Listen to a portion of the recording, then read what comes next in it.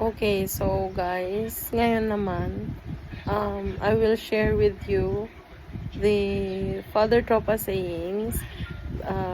This one speaks more about environment, about trees, ayan, and ito yung sayings. Father Tropa says, plant love, plant trees for survival and peace.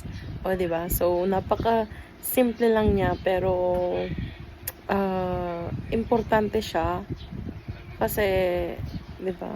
Hindi lang kung ano naman yung ating itinanim, yun din naman ang ating aanihin, 'di ba? And sa sitwasyon kasi sa atin ngayon, talagang ramdam natin yung init. Yung global warming ngayon is aatikabo talaga na umaabot pa ng mga 50 degrees Celsius na dito sa Pilipinas, right?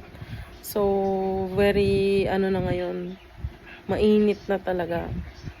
Sabi kasi ni Father Tropa, importante na hindi lang tayo magtanim ng love sa ating kapwa. Dapat, rin, meron din, marunong din tayo na mag-alaga ng ating sangalubungan, ng ating bahay. Kasi, si Father Tropa, ang sangalubungan ay ang tahanan. Ganun kasi ang mga lamplighter. Spaceship 2080 ngayon kung tawagin.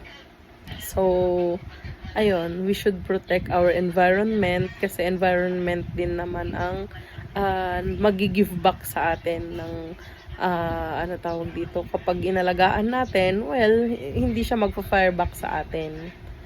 'Di ba? So, kung nauuso mga kaingin, mga deforestation, mga ganyan. Tapos walang reforestation na nangyayari. Wala. Tingnan nyo ngayon. Grabe. So, importante pa rin na pangalagaan natin ang kalikasan kasi dito talaga tayo nakatira. Dito tayo kumukuha ng ating mga pagkain, mga resources din natin. So, dapat pangalagaan natin. No, kasi kailangan natin magkaisa together with the nature. Kasi tayo ay parte rin ng kalikasan since dito tayo nga nakatira.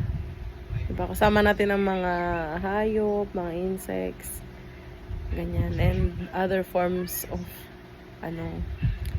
life, ganyan. So, yun lang guys. Thank you.